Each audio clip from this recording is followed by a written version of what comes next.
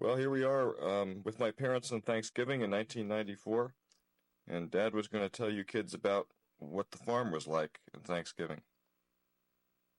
Yeah, we moved to this farm way back when I was about 1 or 2 years old from Long Island. It was a farm, some 40 acres. There was no central heat. We heated by wood stoves and kerosene heaters in the bedrooms. There was no running water, no electricity, no telephone. It was a very rugged place. When there was no chance to have nice warm bathrooms when you had to our place where you had to go. You had to go. You went to outhouse. There were two of them out in the backyard. At nighttime, you lit a lantern and found your way to one of them. It may seem like a joke, but we actually did use the pages from a Sears Roebuck catalog, which is always avoiding the shiny pages. It was really rugged especially for women. It's just hard to imagine in these days just what it was like. But of course, people are used to it in those days. We went to school, a one-room school. There were 4 rows of seats and one teacher. You graduated, you moved over a row of seats. That was through the fourth grade. Then we went on to township schools. This farm was on the edge of Metuchen, where we now live. And we had cows and goats and chickens and rabbits. We had our own garden. We practically ate everything from the farm, except we had to buy sugar, of course, and salt. But mostly it was self. We lived off ourselves, our farms, our farm. Where'd the water come from, Dad? The water was in a well. We had a well, and then my father dug wells, and then we had pumps. It wasn't until many years later he installed a type of pump where you pumped water into a tank, and then under pressure it came into the kitchen and gave us what we might call running water. That was many years later. We had no telephone until many years later. We had to pay to telephone company to install 4 poles through our yard from the street in order to get a telephone. We had to pay for that ourselves. That was a lot of years later in our lives. Every morning when my brother and I went to school, we had to first put animals out, milk cows. Even at a little young age, we did milking, took care of goats. It was a long. We were there on that farm until I went into World War II at 1942. So it was a long session, maybe 30 years. When the kids now are going into the Christmas season, they always hear jingle bells and they're riding on a one-horse sleigh. Yes. You really did have a sleigh, didn't you? We did have a sleigh. We had what we called a buggy, which is a 2-seated vehicle with one horse. Then we had a surrey, which actually was a 2-seated vehicle and one horse. And we had a sleigh. When we for shopping, we used even my mother went to a town called Newmarket, which is 5 miles, 6 miles, whatever, from home to buy the feed for the animals when you wanted grain that we didn't grow ourselves. And we went to town in a buggy. It was a lot of years later we had our first automobile, which was a Model T Ford, which which would be a treasure if you had it today. It didn't have the gear shift. It had clutches on the floor. You pushed one to go forward and then let it fly out. If you wanted to back up, there was a clutch for the backing up, and of course one for the brake. That was a vehicle that had open sides, and of course, and if it was bad weather, you put the canvas sides on it. That was a long time ago. When you look back, you look at the good points, but it was really tough on, especially when my sisters got older. It was really a tough life for them, and that's for sure. What did your father do for a living?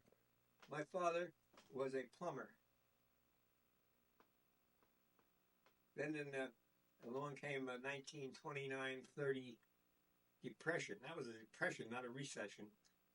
And he got a job with a local industry that was in a clay business. They dug clay over in and handled for whatever purpose I don't remember. But the clay business. That was in a few miles from home. But of course, we all walked in those days. Our school was a generous 2 miles away. In rain or shine or snow, whatever, we walked. It's a different life in those days. And then there were days that we didn't have much money in the pocket because of that depression, but it finally worked out. Even the banks weren't broke in those days. My brother went on to, first my brother did all kinds of work. One time he even worked on the railroad. We were right alongside the Pennsylvania Railroad, the main line between New York and Philadelphia and Chicago. My brother actually worked on the railroad as part of a railroad gang in the tough times as he got older.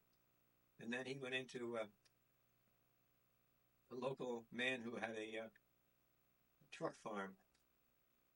But then finally, my brother went on into heavy plumbing and so lived his life as a as a steam fitter, plumber, and so on. When I graduated in 1929, we didn't have any high schools. We came to Metuchen for high school. I went on to New York for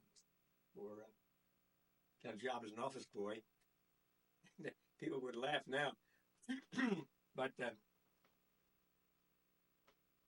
went to New York, took the train to New York, and the train to Jersey City. Took a subway tunnels across, and I was down near Wall Street, and my pay was $15 a week.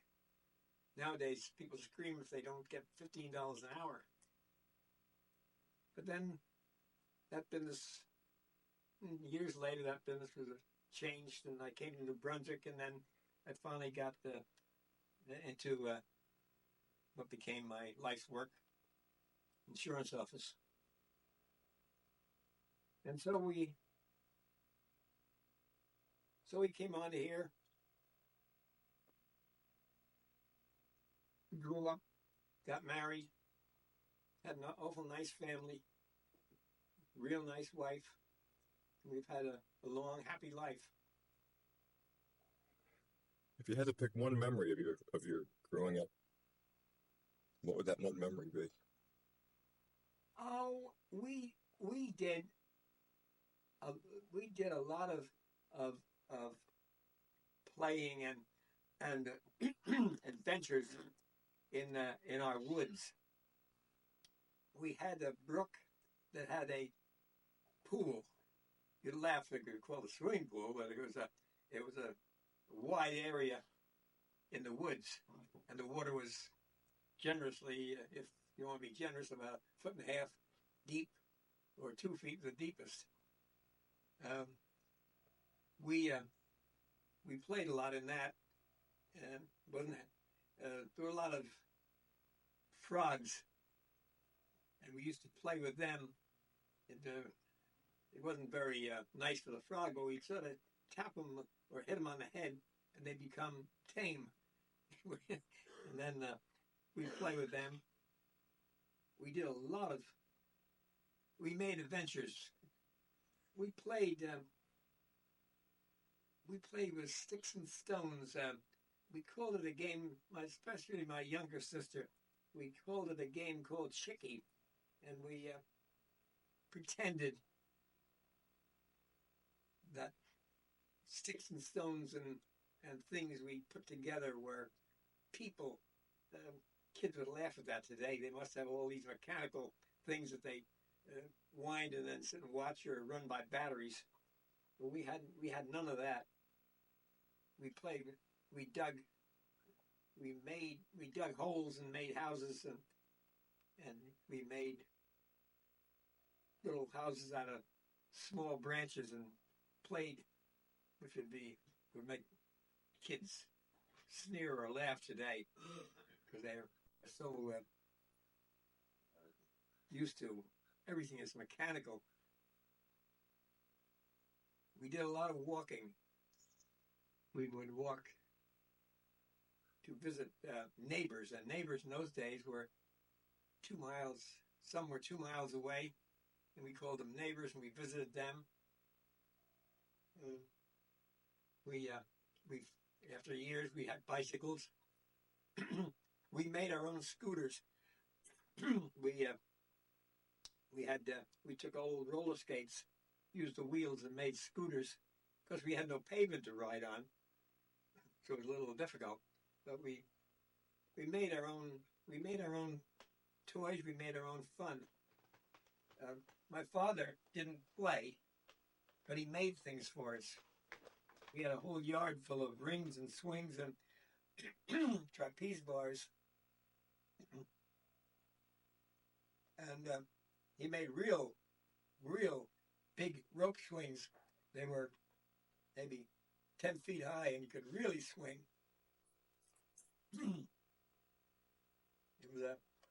So my father always provided for us, but didn't play with us as such as some fathers today play with kids. There are many memories. We did a lot of tree climbing. You had so many trees. We had cherry trees, and the edges they were sort of half wild, but we picked them. And we picked apples, and there was many good memories of the farm, but it was really tough on my sisters as they became teenagers and against the people of the town.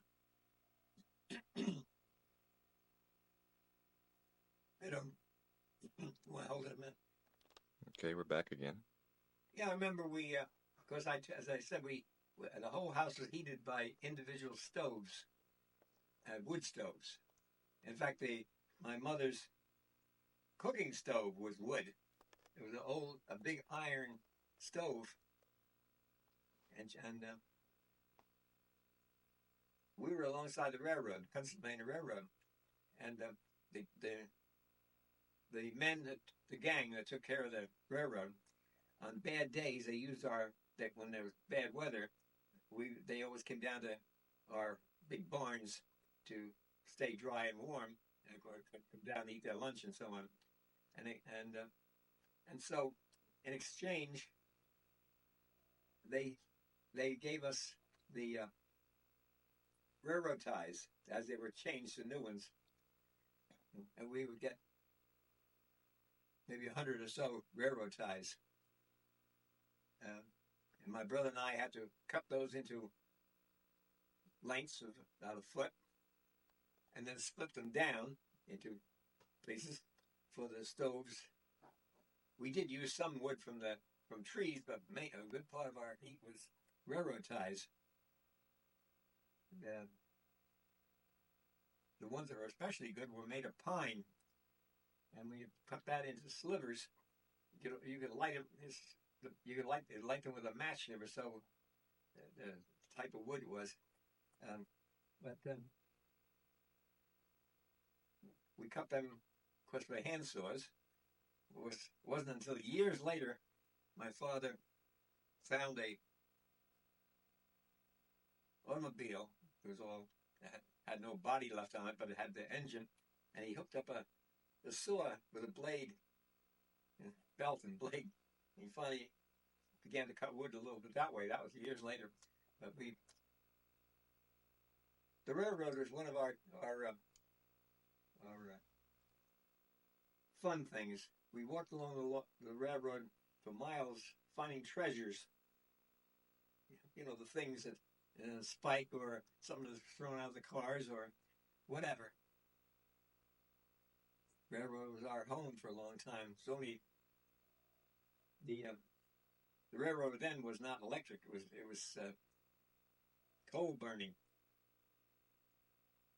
and many a fire they started as the fields got dry in the fall. We constantly had grass fires because the sparks. Metuchen was uphill from the west, not steep hills, but uphill, and they had to really fire their engines, the freights, and there were all kinds of sparks would come into the fields. We were fighting fires. Even our roof of the farm would catch fire. My father had a permanent ladder to the roof. So yeah, I'd have to watch our roof. So you had a cold bathroom and a hot roof. Huh? We had a cold bathroom. We had little kerosene heaters for the bathroom. Oh, the house was cold, but you dressed warm. We had fireplaces, of course. One fireplace was almost the wall length. It was a real old building. The barn was very big, and it had a hay mow. Well, we of course all the end of the season we cut hay and brought it to the barn and stored it for the animals for the winter. On both sides of this big barn had these mows. You have to provide for the whole winter long with hay you brought in and other materials for the cows. The barn had big beams that stretched from one end to the other, and we kids would walk these beams. They were about maybe 5, at best 6 inches wide, and even though it was maybe 30 feet or whatever high, we would walk across these things as you would walk, say, a railroad rail. Waving bomb hand posts. I wouldn't do it now if they paid me, but we used to walk those things. Not worrying about a drop 30 feet. We stored a lot of things over the winter. We had a road that went up to the railroad, and it was built up quite high. My father built into that, quite deep, built a framework and a door, and that was our cold cellar for potatoes and turnips, carrots, things of that nature, the root crops. And they stayed there all winter long. They didn't freeze because they were underground. And when you wanted some potatoes, you found your way to that place and got them out.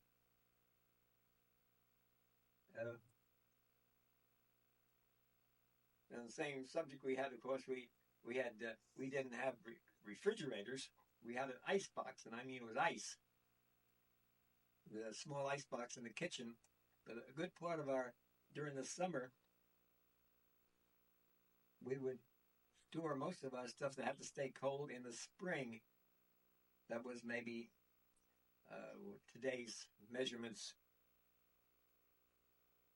two or three blocks away from the house, we would go down to that spring where my father built a box and a lid, and we stored our extra milk and things that have to stay cold in the water in the spring house. And my mother said, get me a quart of milk. You walked 2 or 3 blocks to the spring and brought her milk. So you see, it was you didn't step across the kitchen into a refrigerator. Adam and Pamela are sometimes mad when they have to walk into the garage for a gallon of milk. Yes, that's right. So, Of course, that's why maybe we stayed quite healthy in those days, because we did a lot of walking, a lot of doing things, a lot of work. Everybody had their chores, and we did it. My brother and I, and the girls too, did a lot of chores. Now kids scream if they have to set the table. It was but we learned to work. We may not have learned an occupation, but we learned what work was, because you had to. My father would say, okay, there's a row of carrots or beets and it has to be weeded. When carrots and beets and small crop are grown, the weeds grow around them, so you have to go down and pick by hand all the little weeds from the carrots and beets and so on. And so we, as kids, we did a lot of work. My sisters haven't got the same fond memories of some of the place, because, after all, it was a tough life for girls. My mom and the women in those days really worked hard. We canned actually maybe 200 or 300 jars of tomatoes and all other vegetables. And the cellar had unbelievable numbers of cans, bottles. We even canned eggs. That sounds silly, doesn't it? We had so many chickens. We had a lot of eggs. You put them in jars in a thing called water glass, and the eggs stayed. I don't know if we call it fresh or not, but the eggs stayed edible for a long time. We canned eggs. We canned tomatoes. We canned corn. We canned a lot of meat.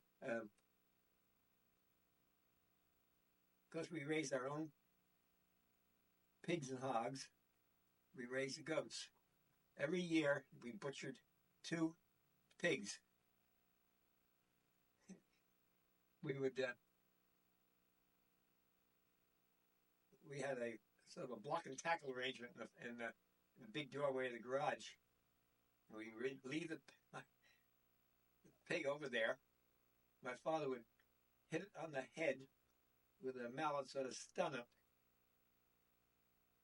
And at that point, he would cut in the rear leg of these pigs is a tendon, and he would cut around it to make something to hook into, and then the block and tackle would hook into these 2 things, and he'd raise it up. And might be horrifying nowadays, but he'd cut the throat, and with a big bucket would catch all the blood, which he fed to other animals, and then gradually cut up the pig every year. He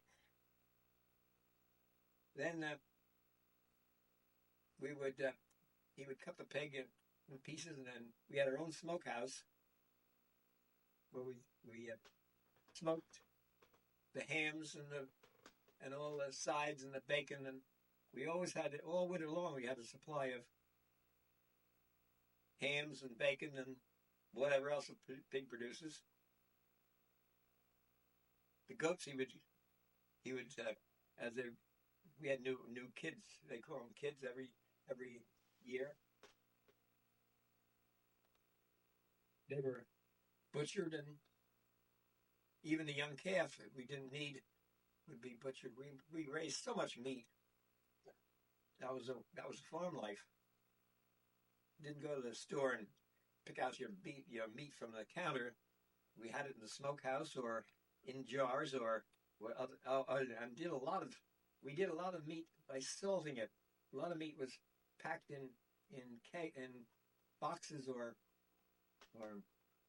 round wooden barrels and salted. It would last for a long time as salted, heavy salt. That was another aspect of our farm life. Gathering in the meat and the crops for the long winter. And they were long in those days. Somehow or other, I think that it seemed to be we always seemed to be living months in snow and heavy drifts. And so we ate well, very well, because we raised it ourselves and we had it ourselves. Where many folks went hungry, we were eating very well, but it was a rugged way to get it. You don't go to the supermarket, get nice packaged meat. We had a good life.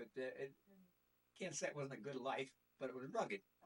But then, against today's standard, it doesn't seem possible.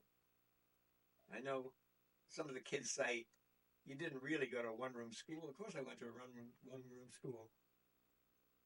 And you had to walk 2 miles. Of course I had to walk 2 miles. And if it happened to be snow a foot deep, well, you walked in the snow a foot deep or whatever. I suppose some places in the country are still rugged like that, but there can't be too many left. It's a different life. But at 83 years old on Thanksgiving, 83 years old on Thanksgiving. you still have a lot to be thankful for. Oh, yes. We have a lot to be thankful for. We didn't have Thanksgiving. Never had turkey. We never had turkey. We always had chicken. We had all we could possibly eat was always chicken. They didn't have turkey then. I guess they had turkey. We never had them. We had some, for a while we had some ducks. My father wasn't big on ducks, but we did have duck, not geese, but ducks. We didn't eat too much fish because that you had to buy, and of course we didn't have any fish floating around in any of our, other than little minis. We never had any fish in our brook or stream or trout. They were just little things, not the kind you pull in with a rod and reel. Oh yeah, we had plenty to eat. We had a good life. A rugged one by today's standard. But I guess, of course, neighbors had the same thing. We had neighbors that had the same. They were just as rugged as we were. It was a truck farm. It was a neighbor about a mile and a half away. They had a real luck. They were sort of, we always laugh about them. They were what we call today shanty Irish. They call it how pig in the parlor.